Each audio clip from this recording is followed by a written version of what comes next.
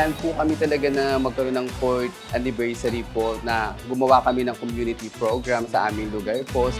Hindi naman po ako nabigo dun sa letter ko. Pinagkalooban niya po kami ng optical, medical, dental, facial, at saka body scan. You cannot measure yung kanyang sincerity na makatulong sa ibang tao. Wala pong sukat.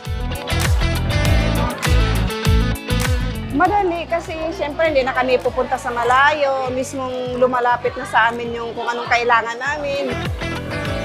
Maraming salamat po sa Roslyn Foundation. Papasalamat po ako kay Madam Roslyn po dahil nakapagbigay po siya ng mission dito po sa lugar namin sa Tuklas. Maraming po salamat sa kanya. This medical mission in the different areas of our community is very helpful and convenient and at the same time free. Alam niyo naman po na bawal magkasakit dahil mahal ang magkasakit. So I think this is really a great help to us.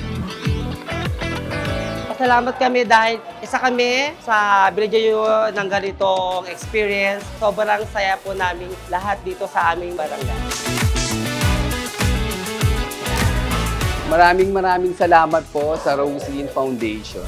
Ma'am Roslyn, thank you very much po. My heartfelt thanks. I love you, Ate Roslyn. Thank you so much, Roslyn Foundation. Thank you.